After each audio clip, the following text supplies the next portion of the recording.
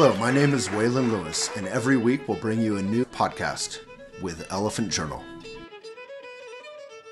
Journalism is simply the search for truth, which makes it very similar to science.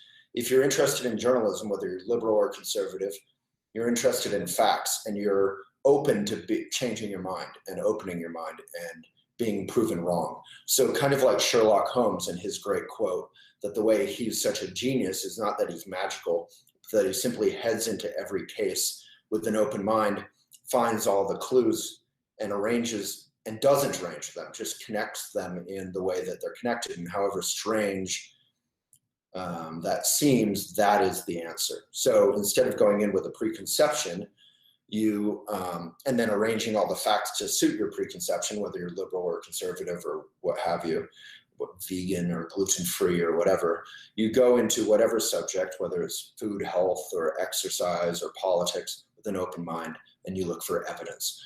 So it's very similar to science. It's also similar to Dharma. Dharma, Buddha Dharma, literally means truth. So like the Dalai Lama said about Buddhism, he said, if Buddhism says this and science says that, we'll go with science.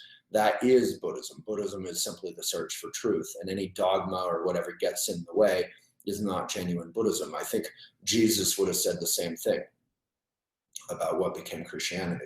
So right now, the whole journalism world for 15, 20 years has been beset by, obviously, the rise of online, the internet, online media, which is a very magical thing. So let's not get black or white about it. It's not a bad thing.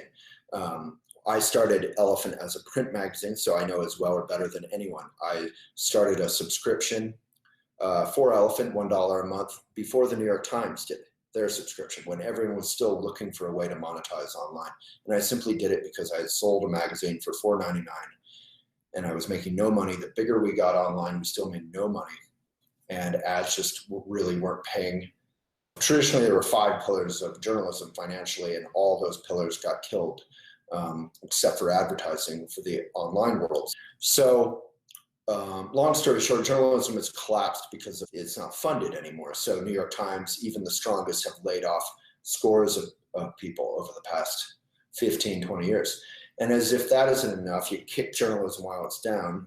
The rise of fake news, largely inspired by Facebook deprioritizing journalism so that the only blogs that get through are viral. They're a cute little kid jumping in a puddle, or they're a cute dog, or they're a funny talk show moment, or they're fake news. They're just made up headlines and made up images that everyone wants to look at, oh my God, and share, particularly from a partisan point of view, whether you're conservative or liberal, has been more profitable. From a nonpartisan point of view, the people are far more kind of worked up and less tied down to boring old facts. But whether you're liberal or conservative, we want to care about truth because we want a better country to live in, or if it's about health, we want to be healthy, or if it's about our children, we want our children to be happy. Whatever, facts matter. Fake news is a fancy word for what?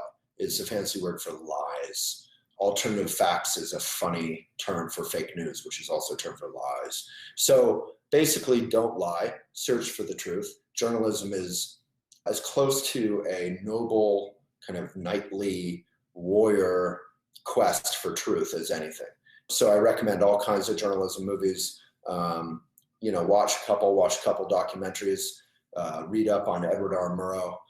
All the President's Men is a movie we always recommend. And again, this isn't about conservative versus liberal. If you're conservative, you still want to search out the facts, and and then you can arrange your policies according to both your ideology and the facts, same as being a liberal. So if journalism seems boring, please open your mind. It's by far my favorite subject in the academy, and because it's beset and kind of a dying thing, there's a huge market for people with journalism ethics. No one really knows journalism ethics anymore. There's a hunger for truth and a hunger for something that is bipartisan or nonpartisan and still interesting. The number one thing is just like eating food, you want your diet to consist of journalism. So you'll develop a really strong antenna for bullshit, what Jon Stewart calls the new language of America is bullshit.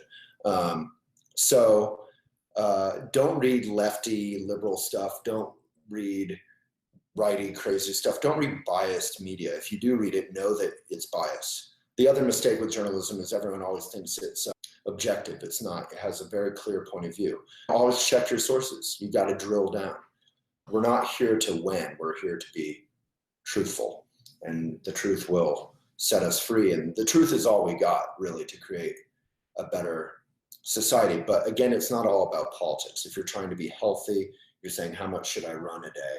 Or should I eat carbs? Or what kind of fats are good for you? You don't want to read a paleo blog. You don't want to read a vegan blog. You don't want to read a particular point of view. You want to try and read some truth.